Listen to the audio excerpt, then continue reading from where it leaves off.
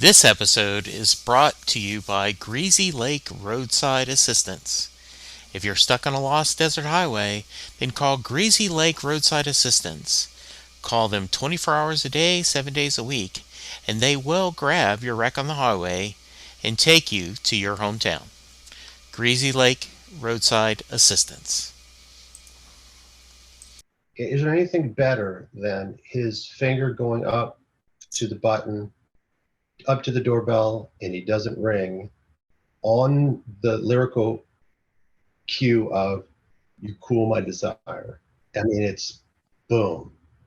And it's also that moment right there is that right up to this very second, this is all going the way I I get to make it go. Then after this, it's not up to me. So, and also, I think the fact that when he turns around, he's smiling when he leaves.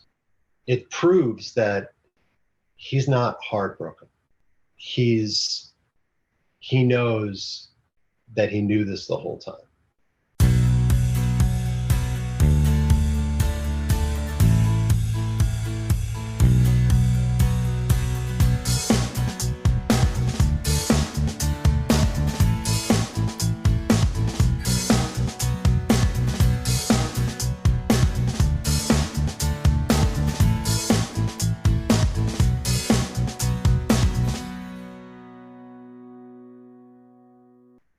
Welcome to the second part of my discussion with Stephen Palio. We had so much fun that our conversation went a little bit long, so I've split it up into two parts. This one picks up where we are talking videos. You will smile because I ended up getting interrupted by a call from Linda. And while I was checking with her to make sure everything's okay, Stephen took the time to do a little ad, and it was so funny I had to keep it in. So, anyway, here is the second part of my discussion with Stephen.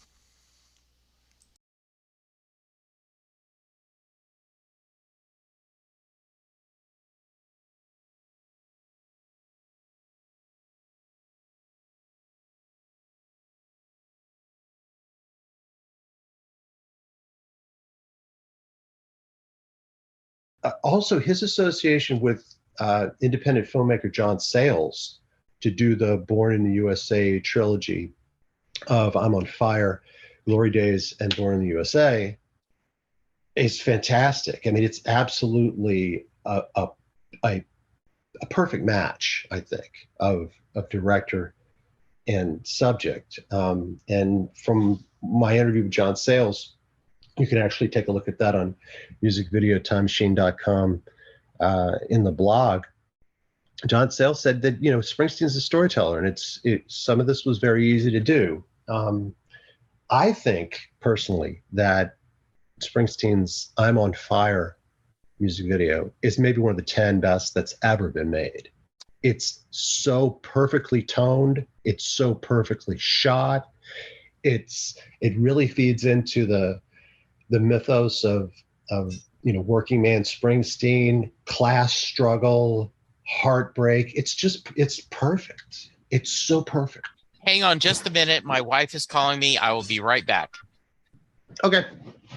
During this short break, you can log on to musicvideotimemachine.com and take a look at all the great content, as well as bonus videos, extra special music video interviews with John Oates of Hall & Oates, Terry Nunn of Berlin, Kevin Griffin of Better Than Ezra, and Tom Bailey of the Thompson Twins.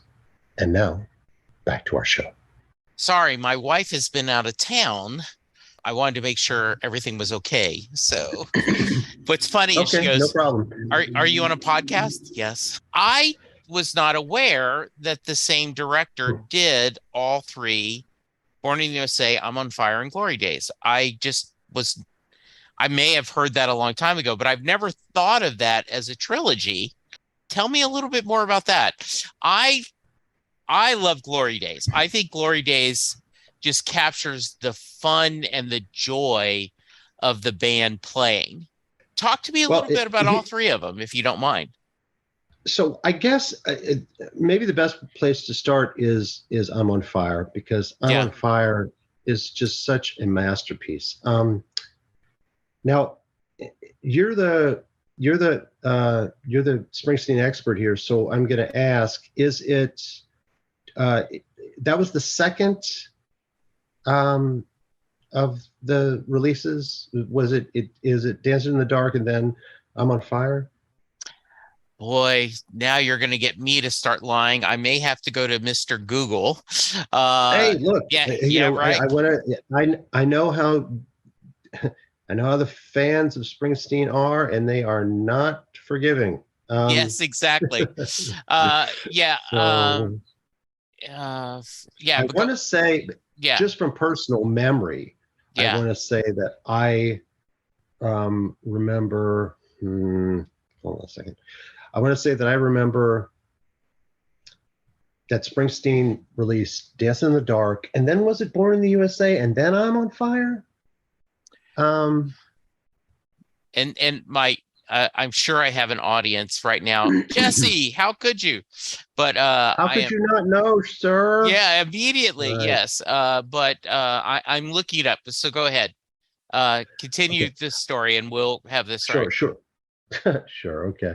Well, from my interview with John Sayles, which actually it was funny, I found out that he was going to be uh, doing something at the theater where the Upright Citizens Brigade were. So Okay. I kind of accosted him on the street and said, you know, I write about music video, and I know you don't talk about your work with Springsteen much, but could I do an interview with you sometime? You know, not right now, but would it be okay? He's like, yeah, here's, let me have your email and I'll let you know. And of course, you know, when you get that, you're sort of like, oh, Yeah. gonna blow me off. But he didn't. It was great. He just excuse me. He just didn't have any qualms about talking about that, about talking. I mean, he actually had a new film coming out too, and so we managed to talk about that and to talk about his early work with the, you know, Return of the Secaucus Seven Hmm. and things like that. So the first one, I So believe, here yes, you the go. first one was, Here is I according to Mr. Google, or is good. yeah. It was Dancing in the Dark, May of '84. Cover Me, Okay. July of '84. Born in the Oh, USA, okay. October Right. All right. '84. I'm on Fire, February '85. Glory Days, May of '85. I'm Going Down, September '85. My Hometown, November '85.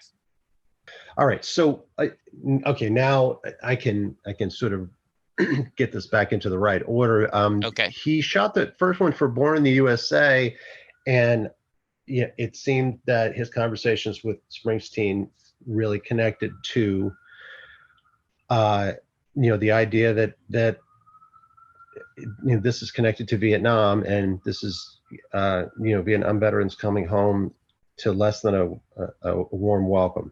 Yeah.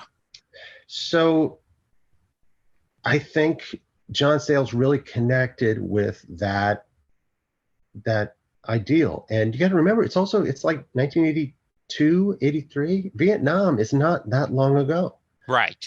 So what they're going to do is he, you know, put this thing together. Um, it's let's do something where, you know, it's gritty.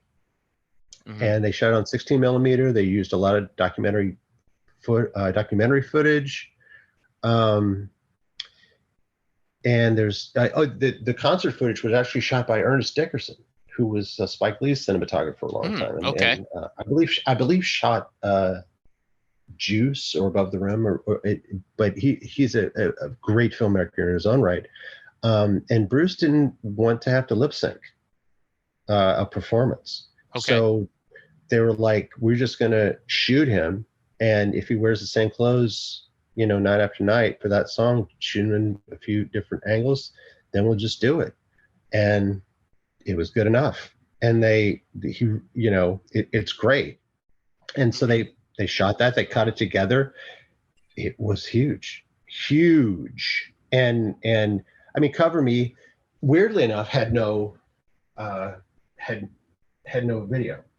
Mm. Cover Me was just put out, and that was it. Um, so when they came back with the title track and decided to do it, they did it, and they did the cover shot with the baseball cap in the back pocket and that shit. So Hmm. that came out, and they did that. Now there's like a lot of contrast going on there. There's a child, and then there's a war, and Hmm. it the other thing about it too is that if you notice in Born in the USA, the video, there's no wide shots of the audience. It's just Bruce. You're just seeing him and his face and how it comes across. Hmm. And you know, they John Sayles said that what part of that is that you know they were trying to really hold on to the energy of the band and have it very gritty and have it not be some sort of widescreen thing. He also commented this: there are no screens at that time Hmm. at a Springsteen concert. When you went, there was no screens on like left side and right side, so everybody could see. There Right. wasn't any. It was just him. Yeah. So um, now we can talk about "I'm on Fire," and actually the woman in the film is John Sayles' wife playing the woman, and it's her voice and everything. And um, Th- there's so much great mythology going that's on in there. interesting because If that's the right word. Yeah, I had heard it was Sybil Shepherd, right? That was Yeah. a rumor going around, but no, it was John Sayles' wife. Yep. It was Okay. John Sayles' wife. And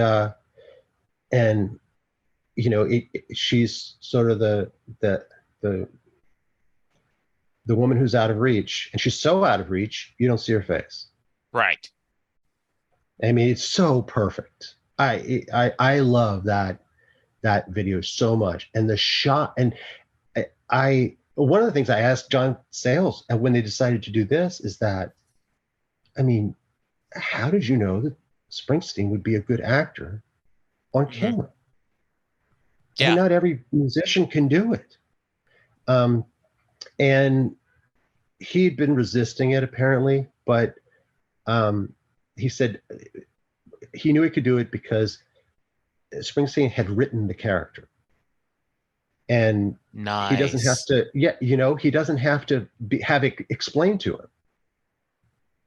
He really understood that guy, and so he thought of him as not like a musician, but a new actor, Hmm. like kind of and he said if he didn't think he was mentally prepared to do this, then he wouldn't have done it. He wouldn't have had him do it. But he just, he was inside this so much. Same with Glory Days. That's him. That's him. Right. And it is very much, telling the story. Um, and that one shot where he is laying in the bed and the camera moves out and down as he is sitting up. Hmm. It's perfect. It's just perfect. And the he's fixing the rich woman's car. Right. He has his hands inside. He's driving her car. It's all metaphor. Right. It's all metaphor. He has to walk up the hill to get to her house. He has to walk down the hill to go back to his own life. It's all perfect filmmaking, and it's all perfect storytelling. I could write a 3-volume treatise on this on this Yeah. video and how beautifully it's done. So, Now, and then there's Glory yeah. Days, which people think that it was shot at the Stone Pony, but it was actually shot at Maxwell's. Right. So, one of the things I wanted to mention about I'm on Fire, and this is an unofficial answer, but I have found in my personal experience that if you're in a nightclub or a bar or a pub and there's a guy or gal at a guitar with a tip jar, if you go up there and say, "Hey, can you do Bruce Springsteen?" and slip money in there, more than half the time it will be "I'm on fire." It just Really? seems to be, yes, and this is, I've done this dozens of times, and it just, I think Huh. because it's a very, it's, people know the song. It's a, it is a nice story song. So I will, obviously I remember watching the video over and over again, and that cheapish, him putting the keys in the mailbox and just, going, this is just, he's tempted, but he's like, I just don't know if this is a good idea, right? And just walks away. It does tell a great story, doesn't it? Yeah.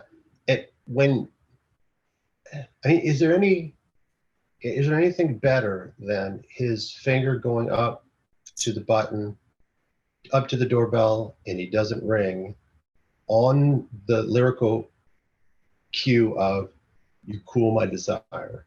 Yeah. I mean, it's boom.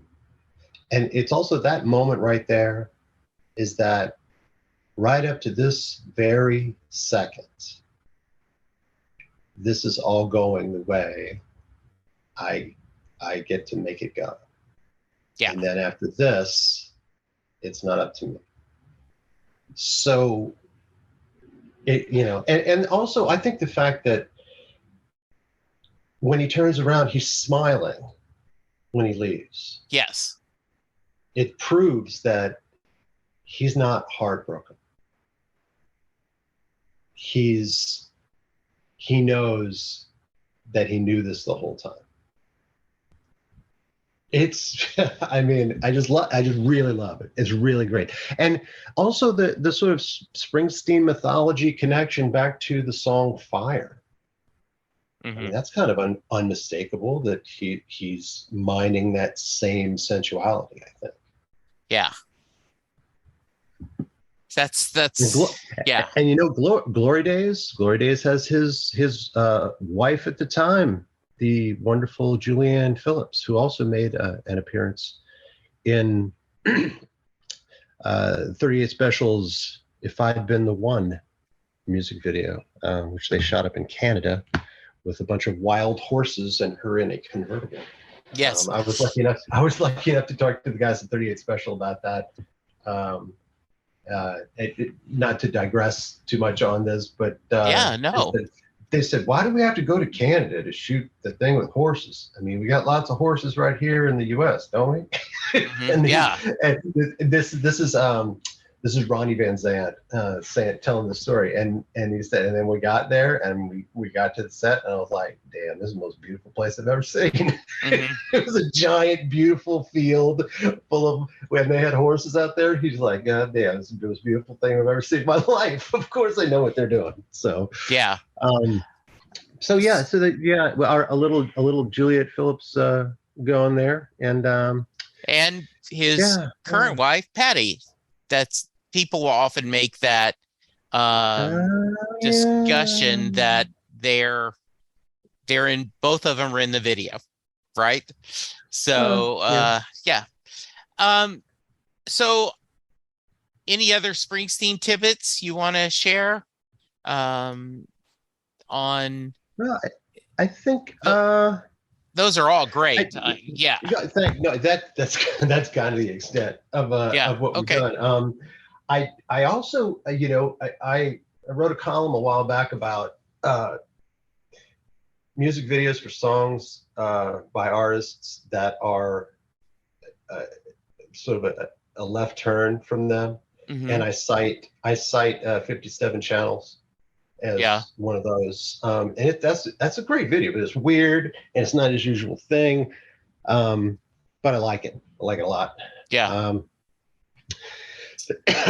but other than that, he, it's amazing that he was one of the artists of the 1970s who was able to transition into the music video era without missing a step, while there were others Hmm.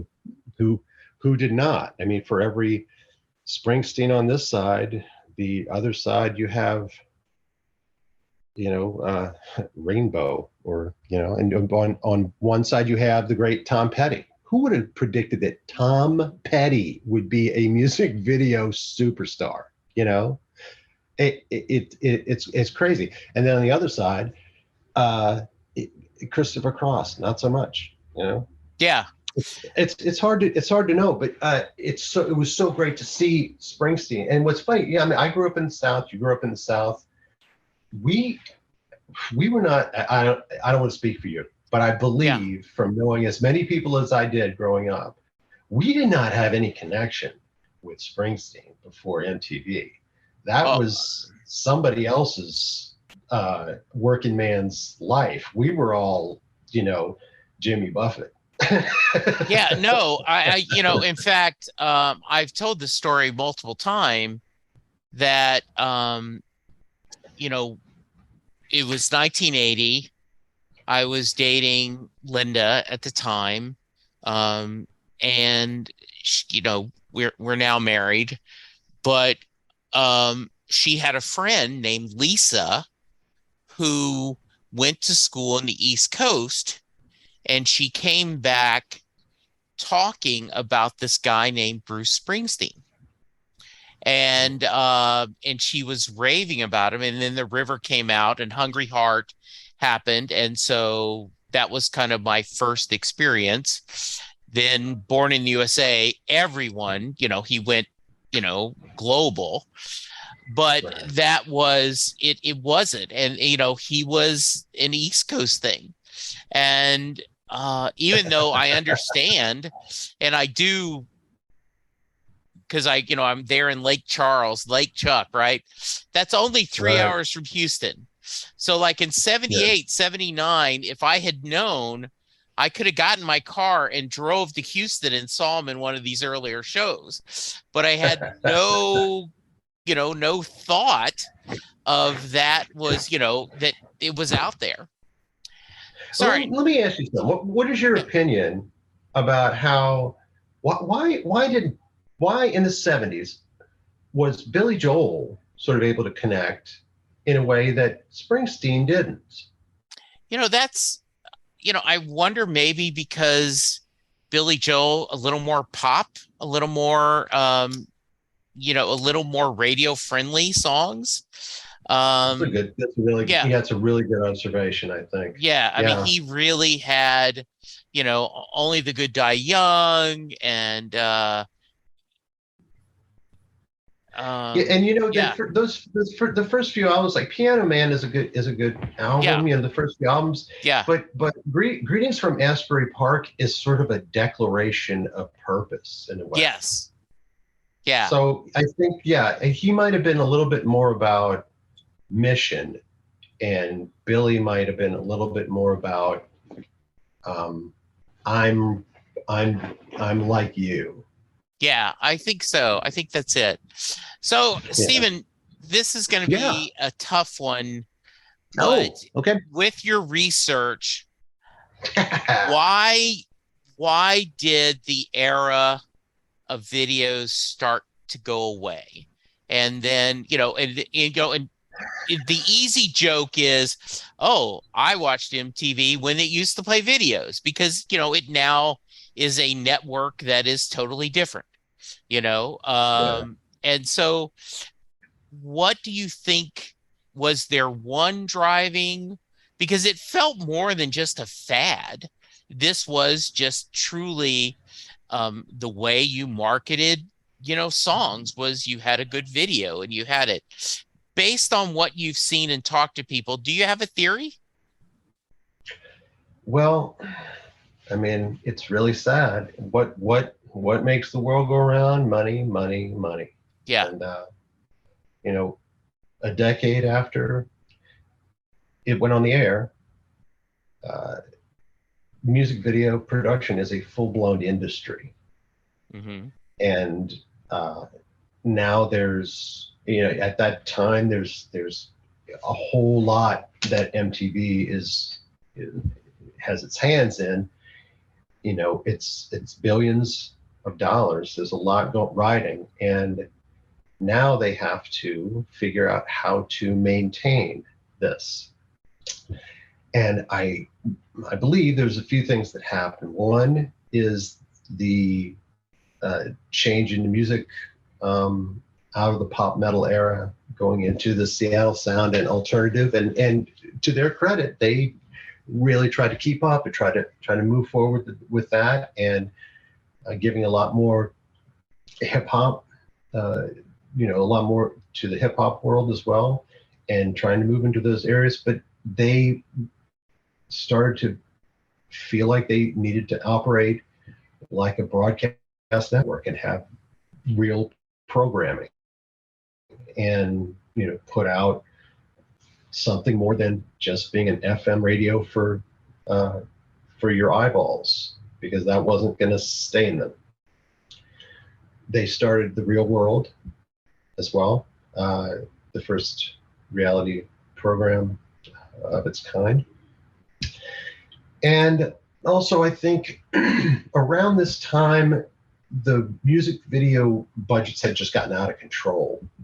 One of the things I talk about when I give a sort of TED talk about the evolution of music video, which I'm available to do, by the way, for anyone Okay. actually interested. Yay. Go to musicvideotimemachine.com. Just give me a yell. Yes. Is that at what I call the golden age of music video ends around 93, 94. And that's when Guns N' Roses' Use Your Illusion trilogy of music videos was winding down. This being Don't Cry, November Rain, which is still heralded as one of the greatest ever, and Estranged. Now, Estranged has Axl Rose jumping off a battleship into a bunch of dolphins, which has, well, I don't know what that has to do with rock and roll exactly. And and the director, Andy Morahan, who I spoke to, has no idea either. He actually told me that after they were done with all of it, that he still didn't really understand what it all meant, what the trilogy was supposed to mean. But they were in excess of $1 million, and Estranged did not even chart. It didn't break the top 40. So when you're at that point in the music industry, and Guns N' Roses, unequivocally the hugest band at the moment, you kind of look left and look right and go, we can't spend this much money to try to sell albums. Yeah. So I think things got backed off on moderate sales artists, and they still start putting out big numbers for your Mariah Careys and your higher levels. So I think what changed let me just sidebar here for a second. Can you think of another channel in existence that people sit there and go, oh, it's not what it used to be, man? They remember when they used to be so great and used to play music videos, and I can't think of any other channel that gets the sort of backlash against them that MTV does. And I'm part of that pain train myself. I'm like, this is ridiculous. And when I was I was the moderator of a panel at New York Comic Con last year about the 40th anniversary of MTV. I said to the president of MTV when it began, why doesn't MTV just, turn itself into that wonderful legacy programming channel? I mean, the MTV generation is still around and has an enormous amount of money. Just cater to them again. Just go back to that instead of whatever this, horrible teen mom stuff they got on now. I mean, ugh. It's. And he said, things evolve. That's the way things go. Everybody loves what they like. People like what they like. Lorne Michaels has famously said that everybody's favorite SNL cast is the one from when they were in high school.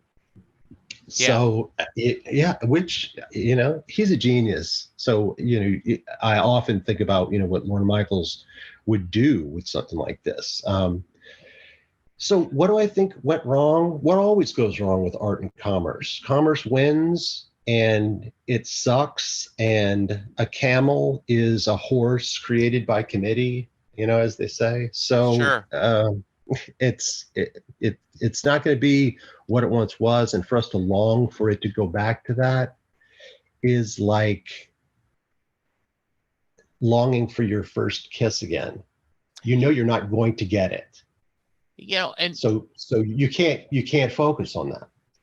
I think to tie it back to Bruce, there are a group of fans, not that many, but there is a percentage that um, you know, it all went to shit after Darkness on the Edge of Town. He's done nothing since then, right? And my and there are people that will stand by Darkness tour. That's it. Ended. If you didn't weren't at the Darkness tour, you've not seen Bruce live. And and I, I thank you for feeling that way, but I just there it it's forever changing. And Yeah, and people to are allowed to. If people are allowed to think whatever they think and believe whatever they exactly believe, but I right. think it's really unfortunate that we live in a media landscape now Yeah. where, with the internet being this democratization of opinion, but it's really just turned into a giant bathroom wall. Yeah. And I've not I heard mean, that can phrase you before, but that's a perfect phrase. can you imagine when we were teenagers there being whole, let's just put it this way, whole newsletters and books dedicated to hating artists, you No. know, or No. hate. But now we have, Twitter and Instagram and websites and all these sort of things that are so, it's all about hating this, hating that. You suck. All the, it's I and every other day you read about some artist who is just doing their work and they have to put out a statement about, I'm taking a break because social media is making me feel like I want to kill myself. Yeah. It's Well, unreal. it And is. and I'm sorry if you feel that way about Darkness on the Edge of Town, that's fine. That's your opinion. That's great. But if I don't think so, you don't get to say I'm fucking wrong.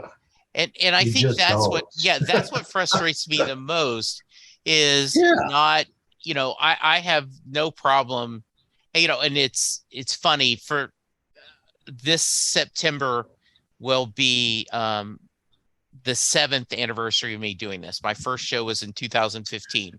So I've been talking Oh, Bruce for a while. And congratulations. thank That's a you. great milestone. Yeah. And so, I for fun, I said, okay, people send me emails, send me voicemails. What are the 5 songs you could go without ever hearing again during a live show? And what are the 5 songs that you never get tired of? And the same songs are on some people's list, right? That's great. That's great. Right, That's because really it is, great. and it is truly, uh, for me, and I am a homer. I love the idea that Springsteen did Western Stars, very, Jimmy Webb, Yeah. Glenn Campbell, Yeah. that thing, then did Letter to You. And he's still trying to explore as an artist, and good for him. It would be very easy to, at 72, 73, like, hey, I'm just going to do the greatest hits circuit, if I want to. But he's still pushing as an artist because that's what he wants to do. And Absolutely. And you know what, when you were saying about, you know, what are the 5 songs I would never want to hear live again? I kind of I kind of cringed a little bit at that question, which to tell you the truth, that just makes me think, well, you know what? If they're covers that you don't want to hear him do, I Yeah. understand that. But if it's songs that he sat down and he wrote Yeah. that you don't ever want to hear him play again, that's it's a little like being at somebody's house, you know, and saying, God, I really hope you didn't make that lasagna. It sucks. It's so bad, you know? Yes. And did have a couple of people said that's so negative. I said, no, no, but I'm doing the positive too. I just Right. somewhat, And here's yeah, the thing that you said that is so perfect is that the lists on the of I never want to hear it again and the ones I absolutely want to hear are the same songs is perfect yeah, because that means that it is striking a chord, whether that is negative or positive. It's the Howard Stern effect that they yes, say. Yeah, what was it they said? If you at one point, if you love Howard Stern, you listen to him for an hour, and if you hated him, you listened for an hour and 45 minutes. yes.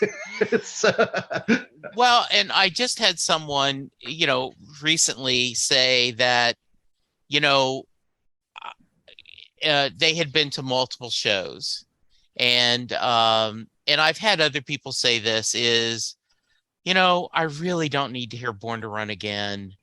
I just wish there's so much other in his catalog that I would love to do.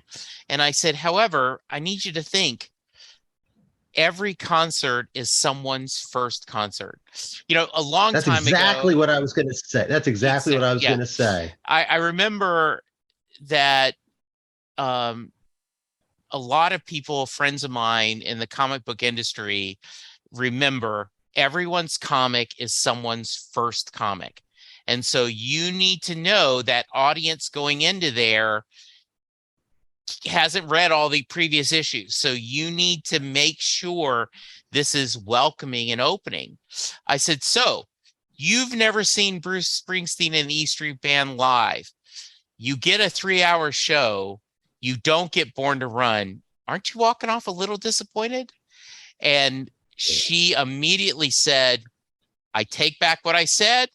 I will stand up and scream, whoa, and pound my fist for all my brothers and sisters and siblings that this is the first time they got to do that. And I do Yeah. think that. And And I will call out somebody right yeah, now for pulling that bullshit. Was I went and saw Social Distortion not that yeah, long ago, and I've seen that clip of Bruce and Social Distortion playing Ball and Chain together, and I yeah, love it. I think that's so yeah, awesome. But I went to see them. It might have been last year or earlier. I'm not sure. At Pier 17 in New York City, I went to see Social Distortions. Those assholes did not play Ball and Chain. And I'm looking at my friend Mike. We were just looking at each other, going, "Are they coming back? mm-hmm. They can't be leaving. They can't be leaving." And it was one of those. Uh, are you really at that moment in your career? I thought you guys had been around long enough and understood enough Mm-hmm. to know that you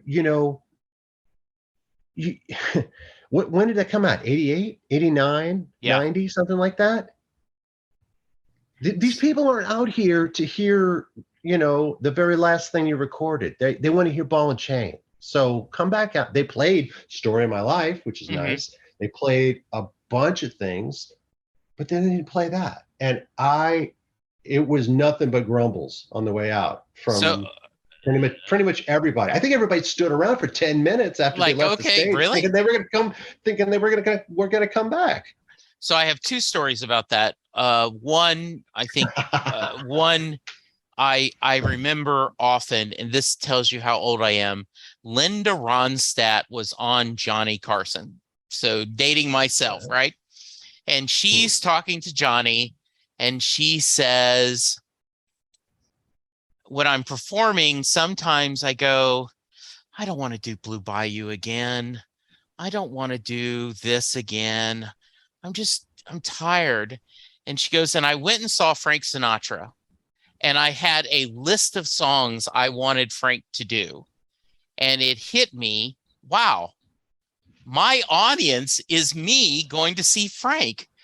Hell yes, I'm going to do Blue Bayou. You know, you That's know, right.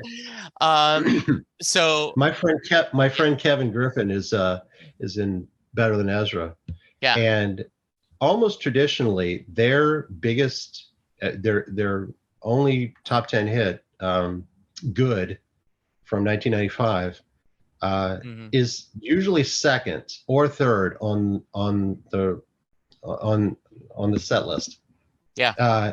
and it's always there. Even when Kevin plays solo, he always plays it, Yeah. and it's because that's it. And it's the same thing you were saying. What if this is their first time? What if this is the only time? What Right. if they've been waiting years for you to come play their town? You know? Mm-hmm. And I'm sorry, you had a second. You had a Yeah. No, second no, no. story you So, were going to okay. tell. So I'm in Houston, Texas. One of the last tours Bruce was on. And it was, no, yeah, I think it was 2014. So it wasn't the River Tour, it was the one before that. And it was an outdoor show, that it was great. He did a great job, did a couple of sign requests that were wonderful. And so at the end of the show, I'm out in the little outdoor courtyard. My wife had gone to the restroom, and there was a very drunk lady that said, "Is it over?" I'm like, "Yeah, yeah, he did a little over 3 hours, but he didn't play Born in the USA." I said, "Yeah, he doesn't always play Born in the USA, but it's his biggest song." "Yeah, I know. Just he doesn't always play it." He's really not going to play Born in the USA? I'm like, "No, I'm sorry." And so ever since then, anytime I'm at a show and he plays Born to USA, I pull out my phone and I go to Twitter. Somewhere there is a drunk woman in Houston that is very happy. Ah, that's great. Oh man. No, I have seen Springsteen twice. Okay. I saw him once at the Meadowlands, Mm-hmm. in the early 2000s. And I saw him in the 90s. It might have been 96 or 97. And I am still not absolutely sure where I was, but it seemed like they were playing in some sort of smaller theater or high school gym or something, Mm-hmm. uh, near Asbury, uh, near Asbury Park. Um, and it was, he played 41 shots. And it Okay. seemed like it was a warm up show or something. Okay. So I would probably have to go on, I'm sure all of your listeners know exactly the show I'm talking about and where it was and whatever. But it seemed like it was a closed show because I don't think we had tickets. Okay. I was dating this girl at the time. She was tied into different Broadway and radio stuff, and so we took a car all the way out there. But I that's what I remember most. I think I Mm-hmm. remember him playing 41 shots. Oh no, you know what? I saw him at Madison Square Garden too. I remember because he Okay. played 41 shots and they fucking booed him. Yeah, that was that They booed the famous. shit Yes. out of him. Yeah. Yeah. Um, but yeah, yeah. Yeah, that's So awesome. yeah, the times that I had seen him, his performance his performance at the Meadowlands when I saw him is probably one of the top 10 that I've ever seen. I will go on record here, and I know your people, Yeah. but Prince was better when I saw him live. He was just better.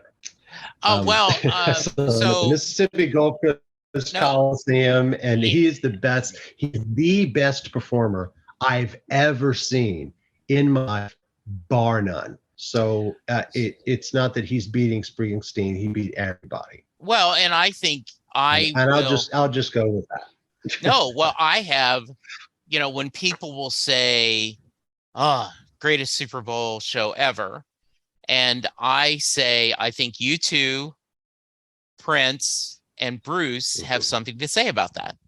I said, it is hard to beat Prince doing Purple Rain in the rain, you know? Yeah, yeah, And you yeah, two, because of the emotional right after 9/11, yeah. that really sings. And obviously, I'm a Bruce fan, so I thought his, set at the Super Bowl was amazing.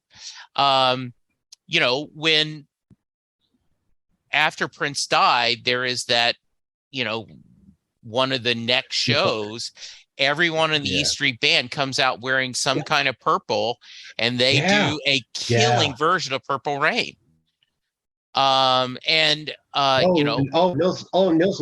Nils Lofgren on that oh solo is unreal. yeah. Oh, it's transcendent. It's so good. And then right after there was a little clip comes up that Prince was on some show and he says, "You learn from the best." He said, "I love being at backstage watching Bruce and the E Street Band perform because that's how you learn. You watch the best and then you try to be better than them." So I think anyone who argues that it's just you're being overly, Wow. I Bruce, Prince was amazing. And it is just there. Yeah. Yeah. And that's what we do. We rank and do things because we're fun, because the reality is they're all great. They can all do really well. Um, we have Yeah. had so Yeah. much fun. I've kept you over an hour. We haven't even touched, and I want you to come back because I would love to talk about all your experiences on Broadway. I just, Well, you yeah, know, that would be a lot. That would be a lot of fun, and I would love to take this whole conversation and maybe split it into two episodes if you yeah, wanted to. yeah. I think that's what I will probably do, and we will let's email to each other, figure out another time, and then we'll talk about because um, I'd love to talk about that your experiences with doing all that and not only creatively. Stephen, tell us again, how can we get the magazine and how can they reach you if they have any questions or comments?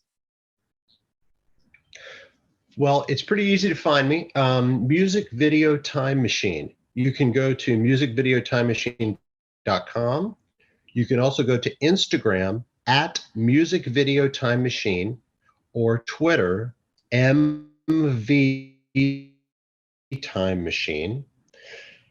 Is all available, and I love talking about this stuff either in person, on podcasts, as part of presentations, and also we have an ongoing once a month dance party here in Brooklyn at the Bell House, which is also called Music Video Time Machine, and we end up playing 80s and 90s music videos on a big screen, and people come and they watch and they dance and they just really, really get into it. And you'll see everything from Mickey by Tony Basil to Hey Ya by The Outcast, with Lit's My Own Worst Enemy thrown in the middle, along with a lot of Janet Jackson and Mariah Carey, TLC, etc. So, please seek us out at the Bell House. We do that once a month. And like I said, musicvideotimemachine.com. Not that hard to find. First issue is available for free digitally. You can take a look at it by just going straight to the website. It's on a flip book format, so you can actually sort of read it on your computer or on your phone, like it's a real magazine. I am looking at it now. That is so cool. That is great. Boy, the And I, Go-Go's. I I, mean, pro- I promise that. Yeah, I promise that the next issue or two, somewhere down the road, I'm going to go I'm going to put out this some of this John Sayles stuff and some of this information about Springsteen's, some of the stories that I told you. We're going to convert them into a more palatable magazine format to Yeah. them. But some of his associates are also fun to follow along too. I'm a big fan of Sun City, which is this little Stevens project from long ago, and I used to have a VHS videotape of the making of Sun City that I would watch a lot, and it's so much fun to watch now and to see what artists are on there and which artists are calling out other artists for playing Sun City, and which artists were working with each other, and I mean it's great. And you see, of course, you see Springsteen there, Mhm. with his part in the song and in the video is John Oates and Ruben Blades. So that's pretty fantastic to watch too. Yeah, little Steven talked about that in his book that and he's talked about that it seems like he was allergic to trying to make money. you know his autobiography is so well done. Yeah, that I would love to talk about that. All right, thank you so much. This was a blast. We will do this No again. problem. Thank you. And I do want to, once again, pulling back the scene, Steve and I started talking in April to try to make this happen. And then I had problems, he Was it had that long problems, and ago? back and forth. Wow. Yes, it was. So I am so glad this happened again. I will have you on again. Thank you, my friend. This was a blast. Any final Jess, thoughts? am I supposed to answer the question about Mary? Oh, yes. Gosh, yes. Thank you so much. All right. Gosh, that tells you how much fun I'm having. All right. Yes. If you are a fan of Music Video Time Machine, and this is your first episode of Set Listing Bruce, thank you so much for listening. I end every episode with the Mary question. So here's the premise. Jay Armstrong, who was an honors English teacher who recently retired, would take his honors English class and they would break apart Thunder Road, looking at all the lyrics, talk about the themes, talk about the other poems, such as, Robert Frost, Road Not Taken, and then break it apart. And at the end of the 2 days, he would ask his class, does Mary get in the car? So that is your question, Stephen. Does Mary get in the car at the end of Thunder Road? Um, no. Okay. I think Springsteen, uh, and this is coming from a person who is not anywhere near as well versed as everyone else on this, but I think the theme of unrequited love and heartbreak in Springsteen is more prevalent than love fulfilled and happiness. So I think in the end, she doesn't get in the car because that's how he felt when he was writing it. Okay. And that's all I got. No, that's good. That's a good answer. We get about 60-40. 60% say she gets in the car, about 40% say she doesn't. And so it is, I always love not just the answer, but the reason why. And you so should awesome. you should do a cross correlation between that and Yankees fans. And that is a great lesson. Yeah. That is super. or maybe the Mets. Is the Springsteen a Mets fan or? I think he is a Yankees fan. However, as a Okay. Dallas Cowboy fan, it did break my heart a little bit that last week there was an Instagram photo of him and his daughter, and he had an Eagles cap on. So, but we're going to forgive that. Oh, oh. The Philadelphia Eagles, really? He is huge. Philly is one of the places where he is incredibly huge. But yeah, You mean where they used to have the jail under the stadium? where they booed Santa Claus. Ah, Yes. Yeah, and my friends who are Set Lusting Bruce fans and Eagle fans will tell you they're proud of that they used to have a jail. Ah, Yeah, yeah. it's Well, I crazy. can't.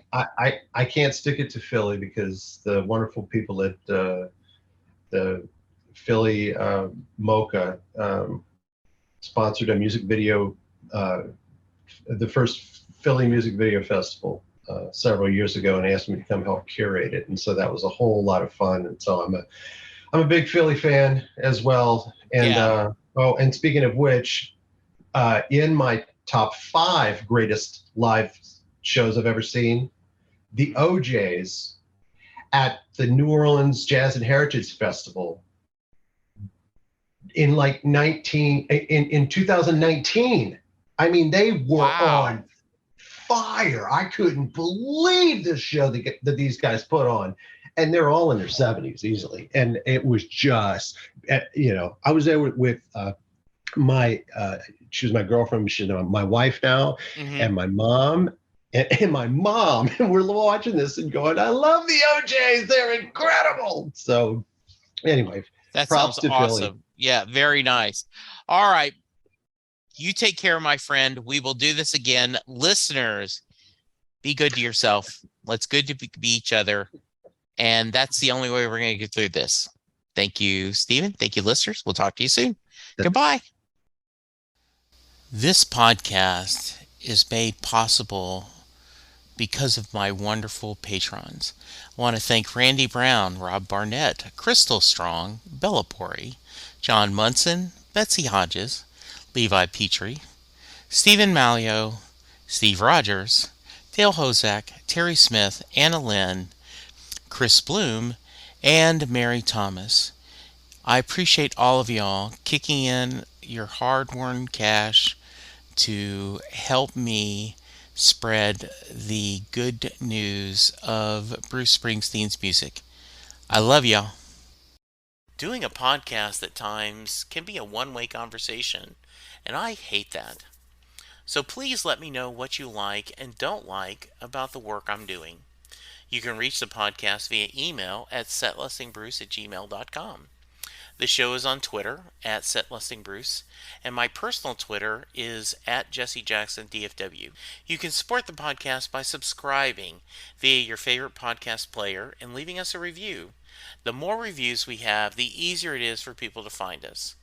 And please tell a friend about the podcast, especially if they love Bruce or music, because it will make a difference.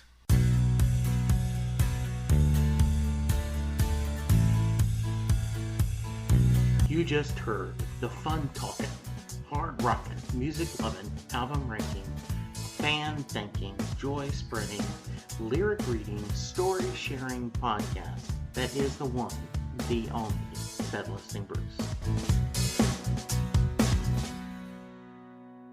The theme for Set Listing Bruce was written by David Rosen, used by permission.